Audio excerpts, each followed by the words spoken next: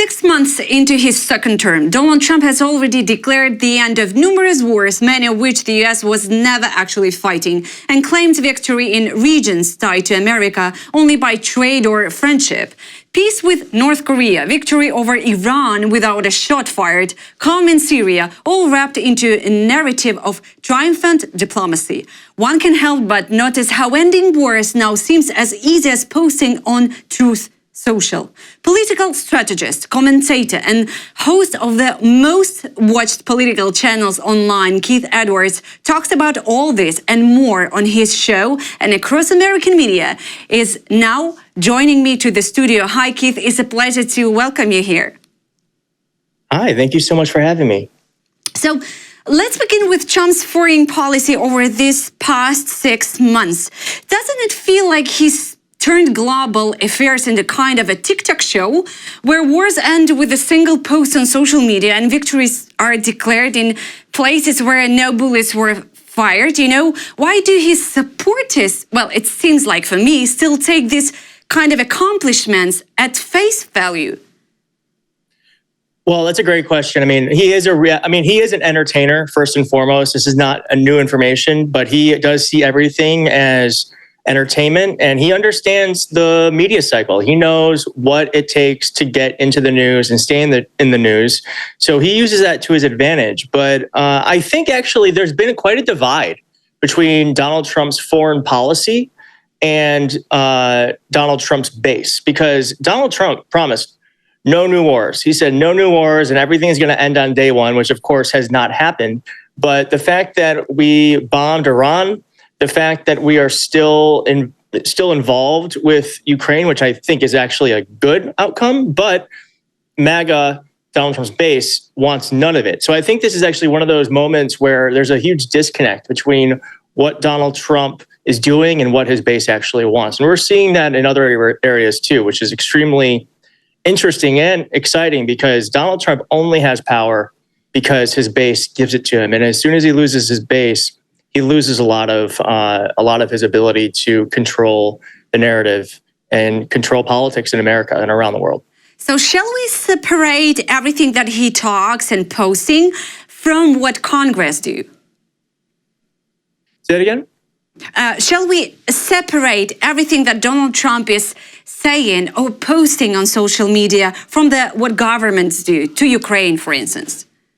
Well, I think there's a divide between what congressional Republicans want, but there's no divide between what they do, because he has a firm grasp on the base of his party, and anyone who steps out of line, he can immediately say, we're primarying you and you're no longer going to be in office. So he has immense control, and there's immense fear from congressional Republicans. But I do know for sure that many congressional Republicans support the war in Ukraine, for instance, when Donald Trump has actually just been completely wish-washy around it.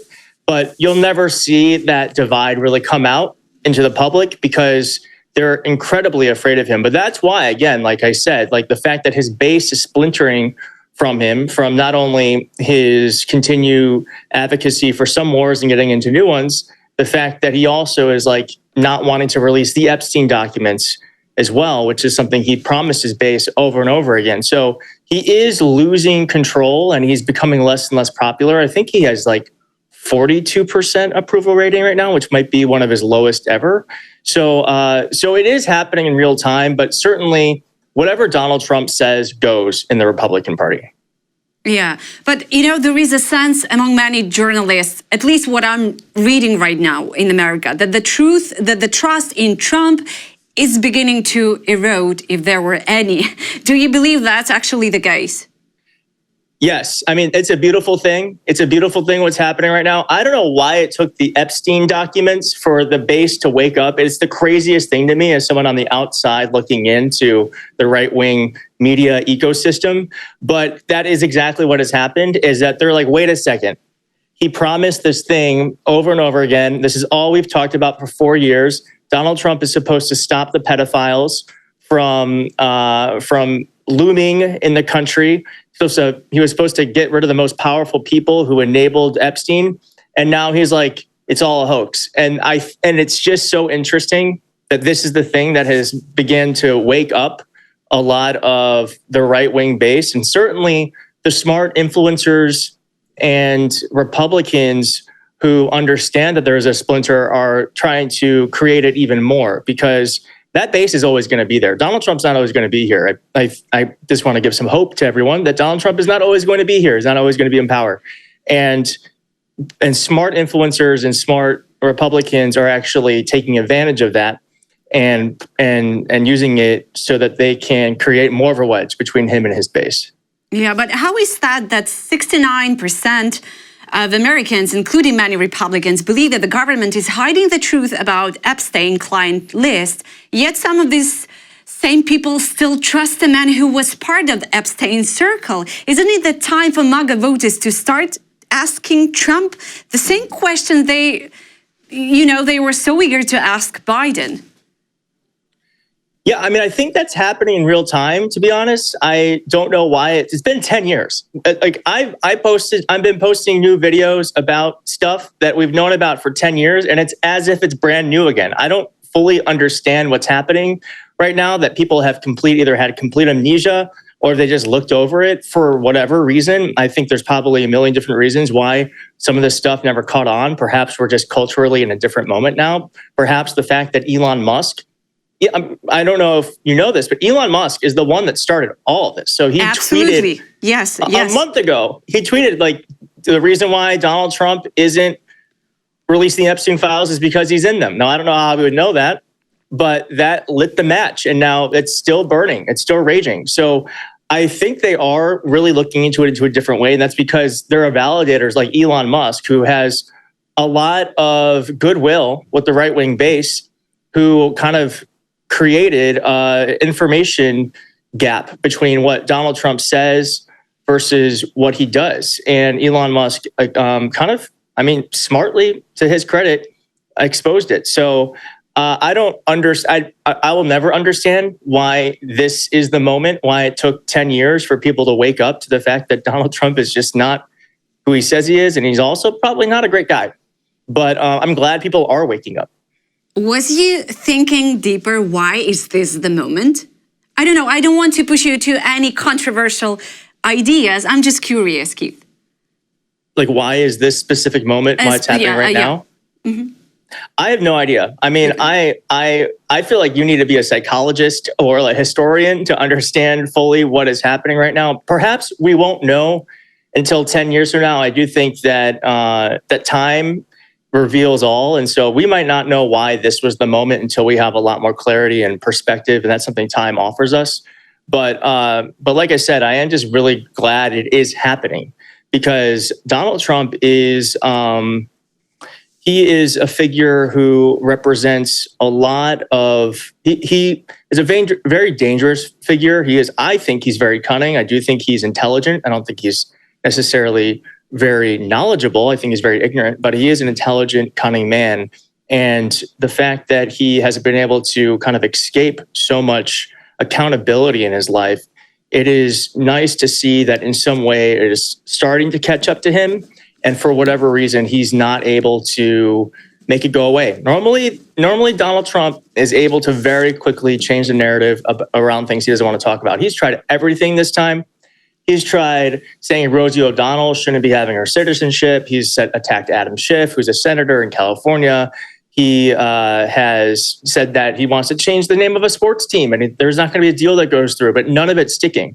I think it's partly because we're a little bit more practiced at this.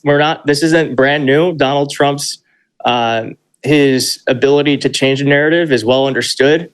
And I do think that also the fact that the Epstein thing is looming, it's not going away. And there is a lot of information out there that can be made new again, which we're seeing happen too. And Trump has sued the Wall Street Journal for $10 billion after it linked him to Epstein, reigniting controversy. What does this lawsuit tell us about Trump's tolerance for press, scrutiny? And how should democratic voices, from your perspective, respond to protect journalistic freedom in this particular moment?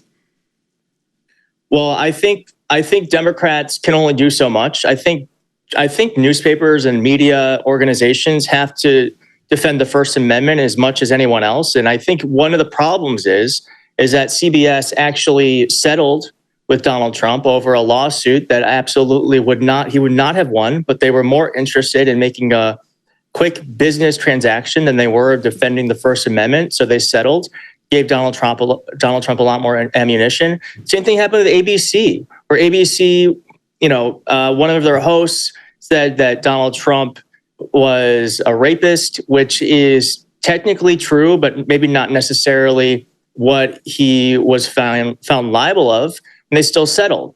And so I think the Wall Street Journal is just a victim to what other news organizations didn't do. So Democrats have always been defenders of the First Amendment, I think to varying degrees. Sometimes some Democrats don't like that free speech truly does mean free speech, meaning that the worst speech is just as allowed as the most acceptable speech.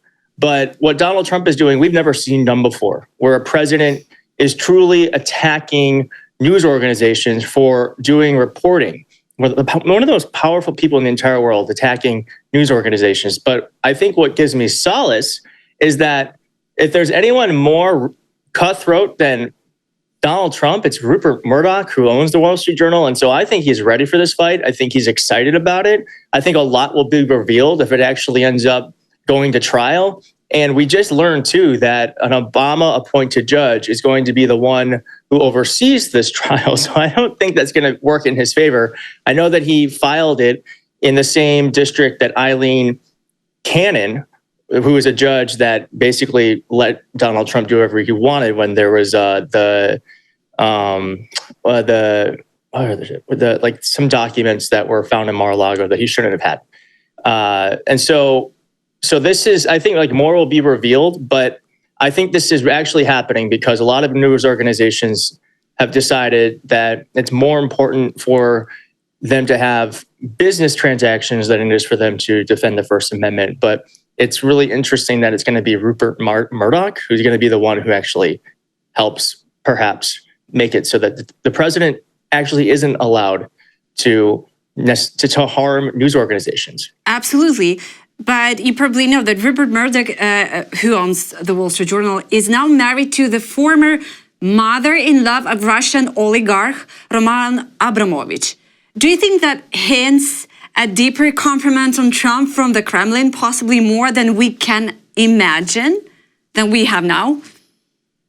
I actually did not know that. That's incredibly interesting to me. I had no idea that was the case. But certainly, I mean, I don't know if you're in a relationship. When you're in a relationship, certainly how your spouse feels about something directly impacts how you feel about something. Suddenly, dinner is no longer what you want to eat. It's what you both want to eat. So it makes sense to me that if he does have connections to the Kremlin, that it could impact his decision making. But I think we've seen right now we've seen in the past that Rupert Murdoch really does make decisions based on what makes him money. And the second that, for instance, Donald Trump became unpopular around this Epstein thing, he kind of took the dagger and twisted it in. So it gives me somewhat hope just seeing what they're doing. But of course, with anyone that has so much power and so much money, it is. I just am never thinking they're on the side of the good guys. We should just say they're benevolent actors, and if it works out to do something that helps some people, then I'll take it. But I'm never here trusting anyone like Rupert Murdoch or Donald Trump. Yeah, Keith, there are so many stuff going on around Donald Trump, but do you see any signs that, or do you believe, because there are probably no signs, but do you believe that, those who supporting MAGA movement right now and allies of Trump will quietly turning away? Yeah, I mean, it's not so quiet. That's the thing that I think is so amazing, is that we have Candace Owens. I don't know if you know what Candace Owens is. She's a far-right commentator, millions and millions of followers across social media, saying that Donald Trump's gaslighting them. We have Ben Shapiro, Megyn Kelly. All these far-right commentators feel like for some reason that with this specific issue, they can go against him. So it is incredibly revealing that Donald Trump has lost some power because he basically he created this monster, the Jeffrey Epstein conspiracy theory. He allowed it to run rampant, grow power, and now the monsters come to eat him alive. And so anyone who's smart and who understands that Donald Trump is not going to either be in power for long or be on this earth forever is taking advantage of this and saying, like, well, if he's not going to help you, I will. And so it is an interesting time right now that we have these far-right commentators and the base who are splintering from Trump. If you even look at Trump's Truth Social Network, which I can't believe the president of the United States owns a social media platform. I suppose it's more like a blog, but he's the only one that anyone Yes, pays attention to on there. But Donald Trump also, whenever he posts about this, his base, he gets a lot of negative comments on his own platform. So there's certainly a lot of there. And I just hope that Democrats don't take it too far. Just let them eat it alive. Certainly we can talk about it, but I just think that part of the strategy around this too is that Democrats really should just try to let it all play out and not try to rile it up anymore, because I think the more we get involved with it, the less trusting the right's going to be that the more likely they're going to go back into Donald Trump's arms. So just let them fight. Let them fight, yeah. It's giving me some hope, Keith, because I really believe that American media still has the power to put real pressure on Trump, especially on issues like Russia, Ukraine, and supporting Ukraine. Yeah, I mean, the media has lost a lot of power. But I think, honestly, one of the interesting things that happened in the past week is, I don't know if you saw the story, but Donald Trump was found to have makeup on his hands, his ankles. He's got kinkles. Donald Trump's ankles are extremely swollen. And what's interesting is that the mainstream media completely avoided this topic. They didn't talk about it. They didn't ask about it. They didn't write about it. It did not appear on any newscasts. Independent media, like voices like mine on my YouTube channel and others like Midas Touch, Brian Tyler Cohen, David Pakman, we would not let up on it. We've been talking about it for a long time. So much so that we then had last week the White House press secretary, Caroline Leavitt, actually having to talk about the fact that Donald Trump is not 100% healthy. There are some concerns. I don't forget exactly what the medical diagnosis was, but it's not great. And it can lead to life-threatening problems. So the fact that independent media now is able to put the pressure on not only Trump, but the White House, so much so that they feel like they have to answer these questions, to me is an incredibly great dynamic that we're in now. Because I don't know about you, but I am not trusting the mainstream media to do anything right. It seems as though they are trying to just appease him rather than they are trying to just report on what's happening. But thankfully, we're now in this moment where independent voices and independent media has a lot of power, and we're seeing it play out in real time. That's last week's press conference at the White House, to me, was a huge example of the change in power, the dynamic that's really happening. Keith, does it concern you that the president of the United States, openly sympathize with the Russian dictator Putin? Yes, it's awful. It's awful. Can we swear here? I don't be concerned. It's effing awful. It's terrible. And I always liken it to, maybe it's just that, imagine if someone walked into your house, stole things, killed your family, and said, "This is my house now." And then your neighbors were like, "Yeah, it's his house now." It just doesn't make sense to me. It's never made sense to me. I'm glad it seems as though Trump, for whatever reason, is waking up 10 years in, that maybe Putin doesn't actually say the things that he's going to do. He just does whatever he wants and says what you want to hear. But the fact that the president of the United States has tried to make Ukraine the enemy when Ukraine is a democracy trying to defend itself from an enemy that was invaded. They got invaded. Has always been so. It's been one of the most upsetting things about this entire past few years is that it's so obvious to me what happened. But for whatever reason, Donald Trump, he was always on the side of Putin, or he saw Putin and Ukraine on the same level. And at least it seems as though he may have been woken up a little bit. I don't know how long that will last. I don't know if it's real, but it's better than the alternative, which is him just completely blindly trusting Putin. Absolutely. Trump continues to give Putin chance after chance. And most recently, he offered this 50-day deadline to end the war in Ukraine or face secondary sanctions, which I don't really trust. From your perspective, what is Trump really aiming for in this war? Does he want Ukraine to surrender? Because, after the nights like this, because some of our viewers don't know, but I based in Kyiv, and lots of our TV anchors and journalists based in Kyiv working on war and politics. So, and this night was horrific, to be honest, because, Shaheds, rockets over my building and over Ukrainian capital. And, as a Ukrainian president said, Zelensky, that this 50 days will be a nightmare for Ukraine. And somehow, I don't know whether I'm going to live through these 50 days after such nights. So, from your perspective, what does he want?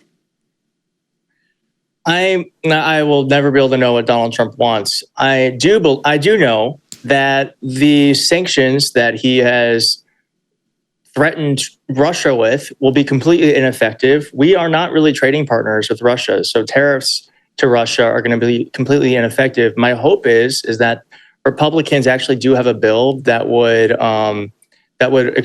hurt Russia extremely hard economically, and my hope is that he is somehow convinced to go through with that. I do know that Lindsey Graham, who I am no fan of, is still someone who believes that Ukraine must be able to defend itself and that Russia is the enemy. So Lindsey Graham does have an ear to Donald Trump. So I think that, plus the fact that he seems to be waking up to the fact that Putin is not a great guy and he can't be trusted, is at least a somewhat of a sign of hope. But I do think, I don't understand. I mean, Iran, for instance, he was like, Iran, you've got 2 weeks. You've got 2 weeks. And Iran was like, all right, we got 2 weeks. Let's get all the shit out of here. We can, all the nuclear stuff out of here, so we can, so if and when he does bomb us, we can still continue our program.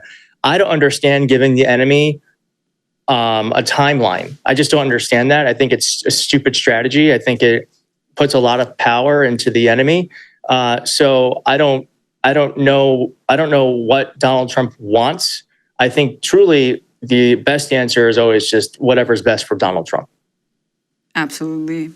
And how do you think Kamala Harris would approach Russia and Ukraine if she were president? Would her policy be more principled, less, performative than, the TikTok-style diplomacy we're seeing now?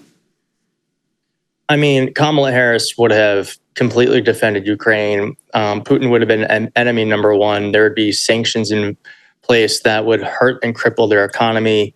And Ukraine would get anything and everything it needed to defend itself. It is one of the great injustices of my lifetime that she did not win and Donald Trump did. And I always had worried what that is going to mean for the future of not only the country but the world. And I just know. I can't know a lot. I know Kamala Harris would have handled this a lot better. And it continues to be an extremely upsetting fact that she didn't win. Absolutely. Yeah. We were all upset here in Ukraine. Not all of us, but trust me, mostly we had our trust to Kamala Harris and not Donald Trump. But, behind closed doors, many Ukrainian politicians, officials, they say that relations with the US have recently warmed despite, all this public concern. But I'd like to understand how far is America really willing to go in standing up to its own president when it comes to supporting Ukraine? Is there still space within the system? Because you already answered, but I just want to clarify. Is there any space within the system, in Congress, the Pentagon, or the media to say no to Trump when it truly matters? Absolutely. Absolutely. I do think there is a space for a no to exist. I think it's incredibly hard for it to happen, but it can happen. We saw with this bill that Donald Trump has to still put bills, the one big beautiful bill, he still has to go through the process of our government. He is not an authoritarian yet, though he definitely would like to be. So that to me gives me hope that if worse comes to worse, there is always this Congress and the courts who are standing up to him when it is most necessary. And you can't be a dictator, you can't be an authoritarian if you don't have the will of the people. And I do think that Donald Trump is completely he's not completely unliked, but he's very unliked by a large majority of the country.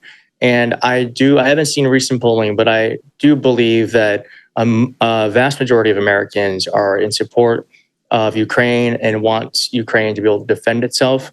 My hope is that Democrats and like-minded Republicans who don't agree on a lot, but agree on this, are just keep communicating about why this war is so important. I know that Ukraine gets weapons that we're not even using. They're old weapons that we're not using. We're never going to use.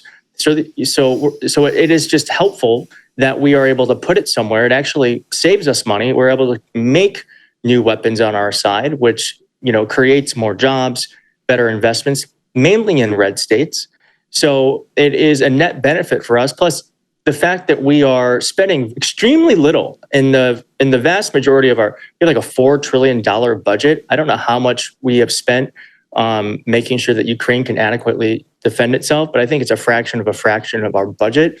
And yet the investment to not only defending democracy, but also making sure that Russia, one of the greatest adversaries in the world against Western democracy, is weakened. So it's just, to me, a no-brainer.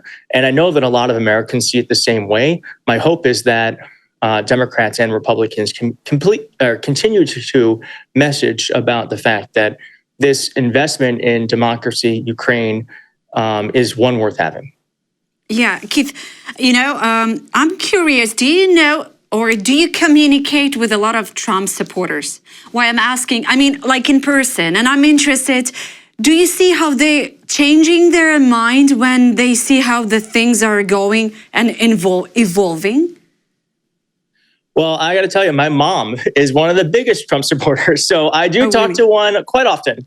I haven't asked about this specifically, but I will say that as it pertains to the way that Trump has hypnotized her, she's woken up a little bit. I do think that like I said, the Epstein thing, I hate to keep going back to it, but it is for some reason a very big moment on the right. And my mom has woken up. She is completely she's just not sure why he's not doing what he said he would do around this one specific thing.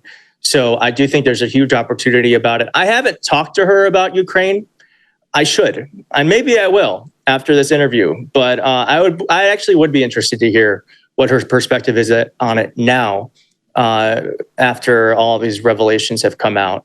But I don't believe most MAGA supporters want us in this war. They don't want us helping Ukraine. They want us to be isolationists. Of course, that is just not what America's about, in my opinion. We're about defending democracy and promoting it around the world, whether that be directly with helping Ukraine defend itself, or even with USAID, which has been such a great investment in growing the American brand, so to speak, so that people understand that America and democracy is a good thing. But so they have won that small war with USAID, but I would be interested to hear about what my mom has to say about this now that things have kind of changed within the right-wing base. Yeah, but here from the distance, we see that the United States is definitely going to isolationism, that they will be there soon. That's at least how I see that. Yeah, it's very sad. Yeah. It's very sad. But Donald Trump has showed us that these changes can be quite fast. So if we could very quickly stop something, it is easier to destroy a building than it is to create one. It can take a minute to destroy one. It can take a year to build one. But still, I think the fact that Donald Trump was able to create so much change actually has given a roadmap to Democrats and other people who want America to not be isolationists. that we can recreate something and perhaps create something even better than what existed before. That is my form of optimism. Is what if what he destroyed wasn't even that great? What if there's a better program, better policy, better way for America to engage with the world in a way to promote Western democracy? So I guess, sure, like he has created definitely an isolationist moment for America, but it's a moment. It's not a movement. So it can be stopped, and it could be, we could create something even greater. That's a very interesting thought. Probably, yeah, it's going to lead your country to something more amazing and successful. And last but not least, I'm curious, Keith, in your view, what does this, Russian-style dictatorship truly threaten on a global scale? What should the world be most afraid of right now? Well, I do think that Putin is not someone to be trusted. I think, Ukraine is the beginning and is not the end. If Putin is successful in taking parts of Ukraine or taking the country as a whole, he's not going to stop there. And we will see him try to do the same thing in other countries, perhaps European nations. And it cannot happen. It cannot happen. I think it's hard to predict the future. Never ask me who's going to win an election. I will always get it wrong. With this specific thing, it could not be more clear that Putin sees this as the beginning, not the end. And so we have to make sure that we stop it now, because it will get worse. It's like anything else. It's like if you don't pay your taxes, you're eventually going to have to pay them. And then you're just going to have to pay more money eventually. So it's the same thing with Putin. Like if we don't stop it now, we're just going to be paying more in the future. And we're going to have more casualties, more deaths. And we just have to make sure that it stops here. Keith, thank you so much for your sharp mind, thoughts, and your time. And I hope to see you again in our studio. I hope it's not our last conversation. Oh my gosh. Thank you so much for asking me to come on. And I'm a huge supporter of Ukraine. And thank you for all you're doing. Thank you.